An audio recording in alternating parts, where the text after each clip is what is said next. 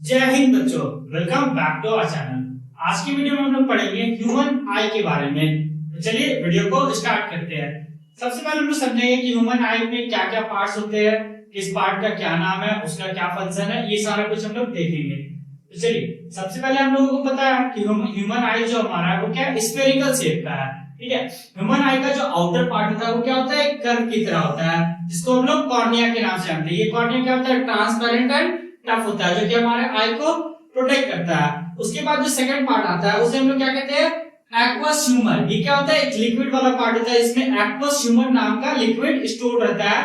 ठीक है, उसके बाद वाला जो पार्ट आता है उसको हम लोग क्या कहते हैं, आइरिस। आइरिस का काम क्या होता है, ये हमारे आई में कितना लाइट एंटर करेगा उसको ये कंट्रोल करता है। ठीक है, प्यूपिल के थ्रू। उसके बाद आता है हमारा लेंस, जो कि क्या होता है, क्रिस्टलाइन नेचर का होता है। ठीक है, उसके बाद जो लेंस के साइड्स में जो मसल्स होते हैं उसको हम लोग क्या कहते हैं, सिलियरी मसल्स।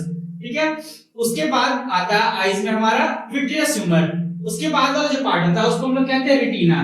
जो भी इमेज हम लोग देखते हैं वो कहां, लेंस के थ्रू प्रोसेसर के बाद कहां फॉर्म होता है, रेटिना पे फॉर्म होता है। ठीक है, रेटिना के पास क्या होता है, एक ब्लाइंड स्पॉट होता है। यहाँ पे क्या होता है, एक ब्लाइंड स्पॉट होता है, जहां से क्या ऑप्टिक नर्व रेटिना पर बनने वाले इमेज को इलेक्ट्रिकल सिग्नल्स के थ्रू ब्रेन तक भेजता है। फिर ब्रेन उस सिग्नल को प्रोसेस करके हमारे माइंड में विजन का फॉर्मेशन करता है। तो ये था हमारा ह्यूमन आई, इसके कुछ इंपॉर्टेंट पार्ट्स। अब हम समझते हैं कि ह्यूमन आई वर्क किस तरह से करता है। ठीक है, ह्यूमन आई का वर्किंग किस तरह से होता है। तो आप लोगों ने देखा होगा कि जब भी आप बाहर अगर धूप से आते, धूप में जाते हो, धूप से घर को आने के बाद आप लोगों को अच्छे से दिखाई नहीं देता है। क्यों? क्योंकि जो हमारा ये आइरिस है, ठीक है, ये क्या करता है, अमाउंट ऑफ लाइट जो हमारे आई में इंटर कर रहा है उसको ये कंट्रोल करता है। तो जब हम लोग अंधेरे में होते हैं तो क्या होता है, ये इंक्रीज होता है। ये क्या होता है, ये एक्सटेंड करके, ये अपने आप को कॉन्ट्रैक्ट करके क्या करता है, एरिया बढ़ाता है, जिससे क्या होता है, ज्यादा अमाउंट ऑफ लाइट हमारे आंख के अंदर जा पाता है। इसके वजह से हम लोग अंधेरे में अच्छे से देख पाते हैं। वहीं जब हम लोग रोशनी में होते हैं, जहां काफी ज्यादा रोशनी हो, वहां पे क्या होता है, ये थोड़ा सा रिलैक्स हो जाता है। इसकी वजह से क्या होता है, कम लाइट इंटर कर पाता है हमारे आई में, जिसकी वजह से क्या होता है, हमें वहां भी रोशनी में भी अच्छे से दिखाई देता है। ठीक है, उसके बाद आता है हमारा जो लेंस है और जो कॉर्निया का काम है। तो जितने भी रेज ऑलमोस्ट होते हैं वो कहां पे, कॉर्निया पे ही रिफ्रैक्ट हो जाते हैं। उसके बाद जो बचा कुछ रे होता है उसको क्या करता है, हमारा आई लेंस रिफ्रैक्ट करके रेटिना पर इमेज का फॉर्मेशन करता है। ठीक है, नेक्स्ट हम लोग देखते हैं पावर ऑफ लेंस, जो पावर ऑफ एकोमोडेशन। हम लोग का आई किस तरह से रेज को, किस तरह से लाइट को एकोमोडेट करके हमारे पास एक इमेज का फॉर्मेशन करता है। तो जब भी क्या होता है, इमेज हमारे आंख से बहुत ही ज्यादा दूर बन रहा होता है। ठीक है, मतलब इमेज क्या एक डिस्टेंस पे है हमारे आई से, तो हमारे आई क्या करता है, सिलेरी मसल को कॉन्ट्रैक्ट करके आई लेंस को क्या कर देता है, हमारे जो आंख का लेंस है उसको पतला बना देता है। जिसकी वजह से क्या होता है, इसका जो फोकल लेंथ है वो क्या होता है, फोकल लेंथ का डिस्टेंस बढ़ जाता है।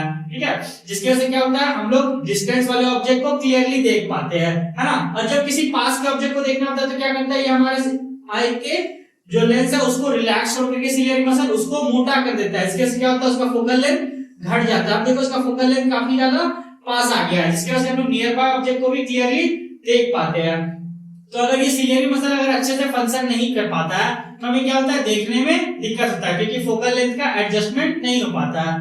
तो पावर ऑफ एकोमोडेशन का मतलब क्या है, कि लेंस का एडजस्टमेंट। ठीक है, अगर दूर का ऑब्जेक्ट देखना है तो हमारे आई का लेंस कैसा हो जाता है, पतला हो जाता है। इसकी वजह से क्या होता है, उसका फोकल लेंथ दूर हो जाता है ना। और अगर पास के ऑब्जेक्ट को देखना होता है तो हमारा आई लेंस क्या होता है, मोटा हो जाता है। ठीक है, जिसकी वजह से क्या होता है, उसका फोकल लेंथ पास आ जाता है और हम लोग इमेज को क्लियरली देख पाते हैं।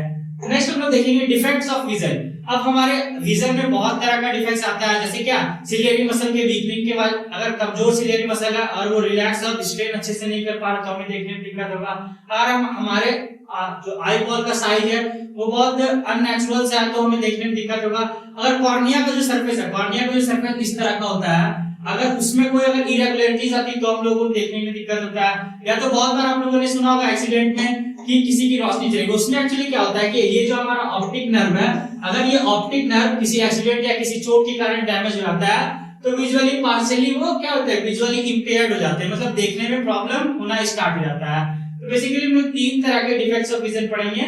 सबसे पहला हमारा मायोपिया, उसके बाद हम लोग देखेंगे हाइपरमेट्रोपिया और फिर प्रेसबायोपिया।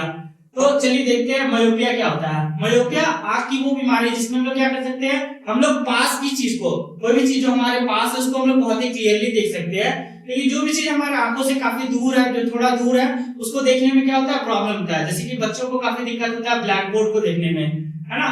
तो इस तरह का प्रॉब्लम को क्या कहते हैं हम लोग, इस तरह के विजन के प्रॉब्लम को हम लोग मायोपिया कहते हैं। इसके रीजन क्या होते हैं कि जो हमारा सिलियरी मसल है वो अच्छे से सफिशिएंटली रिलैक्स नहीं कर पा रहा, मतलब जो आई लेंस है उसको अच्छे से पतला नहीं कर पा रहा। इसकी वजह से क्या हो रहा है, उसका फोकल लेंथ फोकस नहीं हो पा रहा है, ठीक है। वो अच्छे से उसको क्या कर रहा है, डाइवर्ज नहीं कर पा रहा है, और जो इमेज जो बनता है किसी भी ऑब्जेक्ट का वो क्या हमारे रेटिना से थोड़ा सा पहले बन जाता है। इसी वजह से हम लोगों को वो ऑब्जेक्ट क्लियरली दिखाई देता है।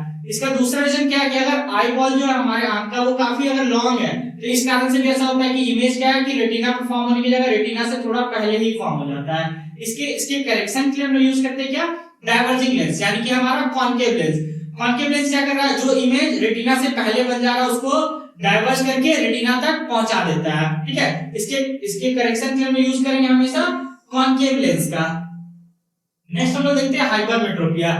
जैसे कि मायोपिया में क्या था कि पास के ऑब्जेक्ट दिखाई दे रहे थे, दूर का नहीं दिखाई दे रहा था। मायोपिया हाइपरमेट्रोपिया में क्या होता है कि दूर का ऑब्जेक्ट बहुत ही क्लियरली दिखाई दे रहा है, लेकिन पास का ऑब्जेक्ट देखने में दिक्कत होता है। ये किस वजह से होता है, क्योंकि हमारे जो सिलियरी मसल्स है वो क्या करता है, बहुत बार अच्छे से स्ट्रेन नहीं कर पाता, मतलब आई लेंस जो है हमारा इतना अच्छे से रिलैक्स हो गया, अब उसको वो छोटा नहीं कर पा रहा, मतलब उसके फोकल लेंथ को एडजस्ट करके पास नहीं ला पा रहा है, तो क्या होता है देखने में दिक्कत होता है, ठीक है।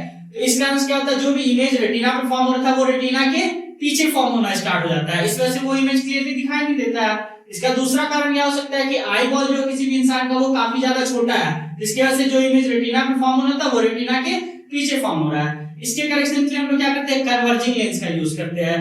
कन्वर्जिंग लेंस क्या करेगा, जो इमेज रेटिना के पीछे फॉर्म हो रहा है उसको कन्वर्ज करके पास ले आएगा ताकि वो इमेज रेटिना पे फॉर्म होना स्टार्ट हो, ठीक है। तो हाइपरमेट्रोपिया के लिए हम लोग कौन सा लेंस यूज करते हैं, कॉन्वेक्स लेंस का यूज करेंगे।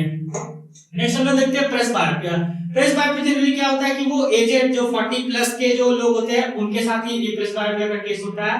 उसमें क्या होता है कि नियर पॉइंट जो हमारा पास के देखने का जो नियर पॉइंट होता है वो क्या होता है 25 सेंटीमीटर से बढ़ जाता है, ठीक है। ऐसा क्या होता है कि जैसे जैसे लोग बड़े होते हैं तो उनका जो आई लेंस है उसका साइज क्या हो जाता है, आई लेंस का साइज बड़ा हो जाता है ना, आई लेंस फैल जाता है। इसकी वजह से पास का ऑब्जेक्ट के लिए उतना एडजस्ट नहीं कर पाता फोकल लेंथ को सिलियरी मसल, ठीक है। तो इसके करेक्शन के लिए क्या किया जाता है, उनके आंख के आगे एक कॉन्वेक्स लेंस को लगा दिया जाता है, ठीक है। आंख के आगे बोलने का मतलब है क्या कि चश्मा लगा दिया जाता है ना, आंख पे फिट नहीं किया जाता तो फिर लेंसेज का यूज किया जाता है ना। लेकिन अगर कोई आदमी पहले से उसको क्या है, उसको मायोपिया, उसको दूर का ऑब्जेक्ट देखने में दिक्कत है, अब उसको प्रेसबायोपिया भी हो गया, तब वहां पे हम लोग यूज करते हैं बाइफोकल लेंस का, ठीक है। जैसा कि आप लोग इमेज देख पा रहे हैं बाइफोकल लेंस का, उसमें दोनों तरह के लेंस प्रेजेंट होते हैं, कॉन्वेक्स और कॉन्केव दोनों, ठीक है। कॉन्वेक्स लेंस जो होता है वो दूर के ऑब्जेक्ट को पास के ऑब्जेक्ट को देखने में हेल्प करता है ना, और जो कॉन्केव लेंस होता है वो दूर के ऑब्जेक्ट को देखने में हेल्प करता है, इसी को हम लोग कहते हैं बाइफोकल लेंस। नेक्स्ट जो प्रॉब्लम है, नेक्स्ट जो डिफेक्ट है आई का वो क्या है, कैटरेक्ट। जनरली क्या होता है, हमारा जो आई लेंस है वो प्रोटीन के एक रेगुलर अरेंजमेंट से बना हुआ है ना, प्रोटीन का एक रेगुलर अरेंजमेंट है जिसकी वजह से क्या हमारा आई लेंस जो है वो ट्रांसपेरेंट है, जिससे हम लोग प्रॉपर्ली देख पा रहे हैं। अगर वो अरेंजमेंट जो वो पैटर्न जो अगर वो डिस्टर्ब हो जाता है किसी वजह से, तो क्या होता है ट्रांसपेरेंसी, हमारे आंखों के का जो लेंस है वो ट्रांसपेरेंट की जगह धीरे धीरे ओपैक होना स्टार्ट हो जाता है। इसके क्या होता है कि पार्शियली दिखाई देना स्टार्ट हो जाता है, धुंधला धुंधला दिखाई देना स्टार्ट हो जाता है। तो इसके ट्रीटमेंट में क्या किया जाता है कि सर्जिकल ऑपरेशन से आंख के उस लेंस को हटा करके उसकी जगह आर्टिफिशियल लेंस को लगा दिया जाता है। तो आई होप कि आपको ये सारा कुछ समझ में आ गया होगा। ऐसी और वीडियो के लिए हमारे चैनल पर बने रहे। Thank you.